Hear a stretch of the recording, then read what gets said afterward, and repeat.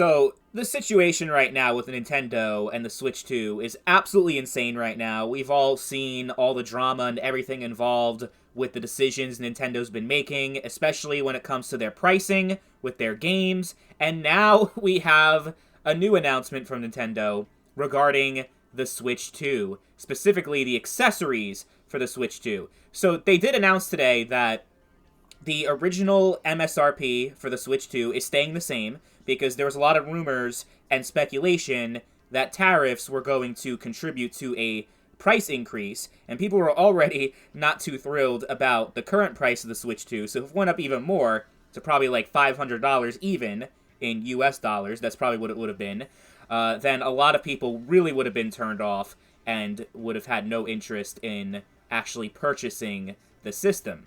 So, the silver lining is that it's not going up even more, but the bad news is, to make up for that, they're going to increase the prices of pretty much all of the accessories for the Switch 2, and there's a chart right here that breaks it all down.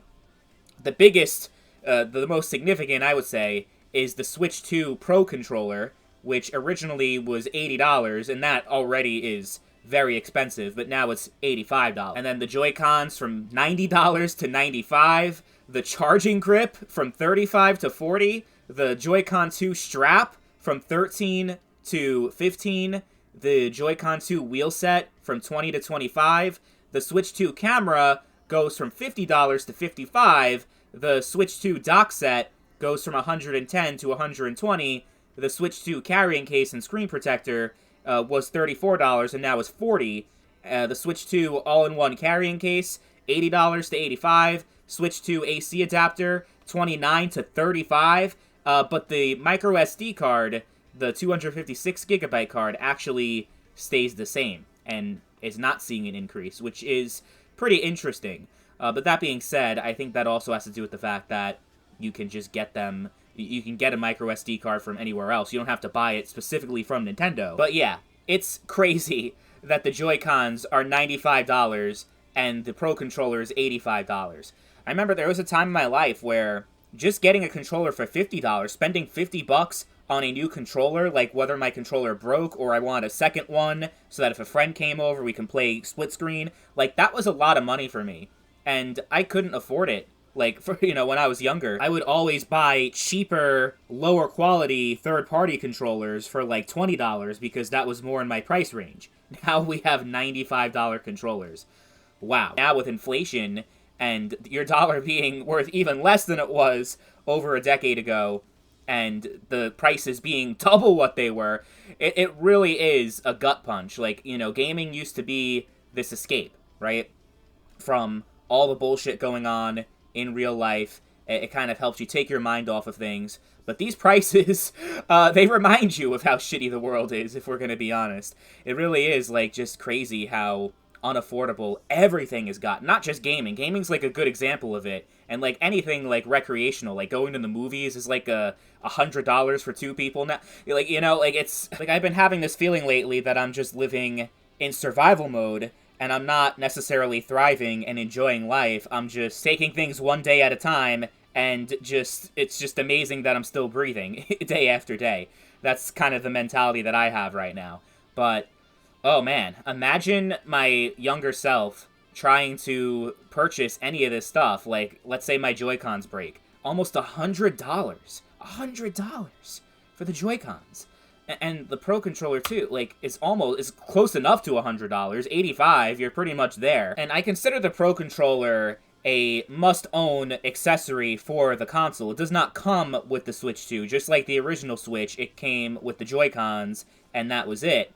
So, and, like, the Joy-Cons are good, but there are a lot of games that just feel and play so much better with that Pro Controller that you're going to buy it. So, $450 plus $85, that brings you close, it's like, what, $535? Then, let's say you want to get a micro SD card because it comes with, it comes with a decent amount of storage, but you're probably going to want to expand that. So whatever gigabytes you want to add to your storage, that'll bring you likely over $600, and that's just for the console alone. Then it's $80 to $90 for new games on the console. It's like, this is so beyond unaffordable. Compared to Nintendo's image of being the family-friendly, affordable option for gaming. Like, remember back in 2006 when the Wii came out around the same time the PlayStation 3 was released? Yeah, obviously, compared to the PS3, the graphics were not even close. They more than made up for that with their unique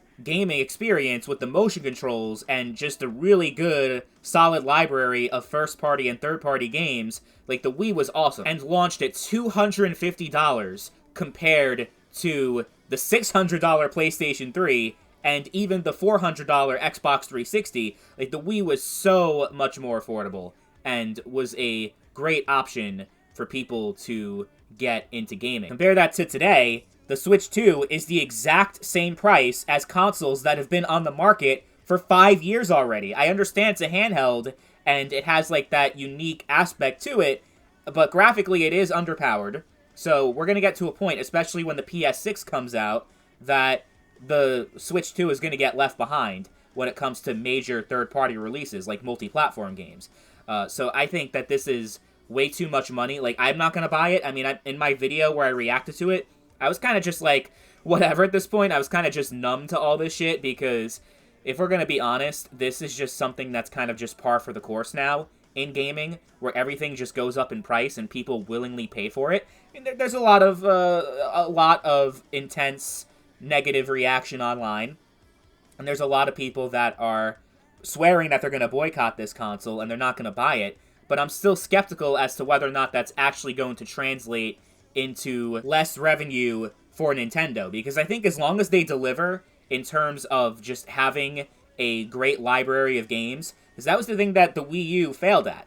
I think if the Wii U just kept coming out with a bunch, like, they did have some good games, but the Switch 2, the Switch 1, rather, had so much more to offer in terms of game library, that was the thing that really ultimately moved the needle for them. I mean, the portable gimmick, the whole Switch gimmick, was definitely a thing that helped also, kind of like the motion controls with the Wii. It was a thing that got people interested and invested in the platform, but with the Switch 2, I'm wondering if the novelty is going to eventually wear off. Like, I don't think there's going to be a Switch 5. Like, I don't think they can just keep doing Switch, and that's going to be the entire future of Nintendo. I think something's got to give eventually, and down the line they're going to have to pivot to something else, especially with how super competitive the handheld market has become compared to 2017 when the original Switch launched. So it's going to be very interesting to see how everything plays out.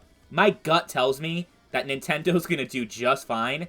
They've charged these prices because they feel like people are willing to pay them, and they're probably right. Nintendo is literally the most hardcore, dedicated fan base, like, out of any gaming platform or service. Like, they got PlayStation and Xbox beat easily in terms of just how willing the customers are to put up with whatever bullshit is thrown at them, because they have to get their Mario and Zelda fix no matter what. I mean, those are, like, the two most iconic game franchises of all time, and other Nintendo IPs as well. So people are going to do what they gotta do in order to have those experiences still, and to play the latest games in those franchises. And, like, I'm thinking, like, all this controversy, but it brings me back to remember years ago when Pokemon Sword and Shield came out? The level of online outrage was at least on an equal level back then, when they announced that the National Pokédex was being cut, and no longer was every Pokemon available in the game. If you were around for the whole Dexit thing, you remember that shit? Well,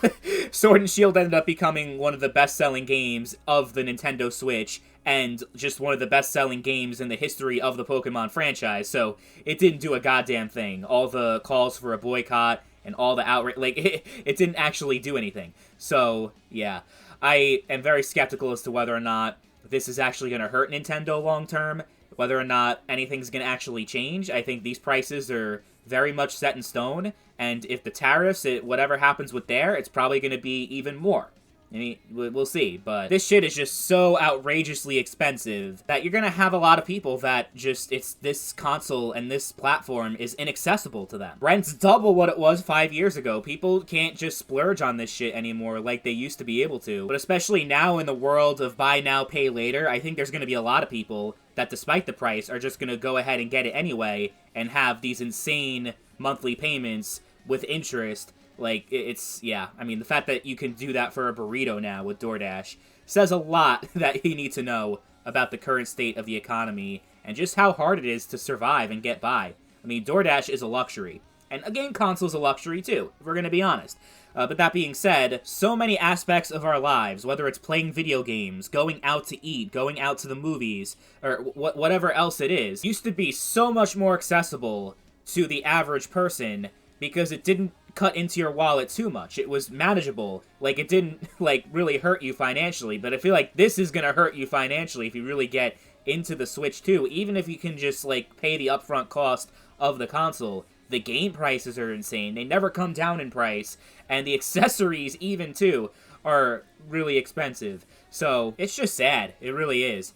But what else would you expect from a large corporation? They do not care about the average person. They care about increasing their profits. That's the entire purpose of a corporation to exist, is that and that alone. And Nintendo's trying to accomplish that with these high prices. And I think they will succeed, unfortunately.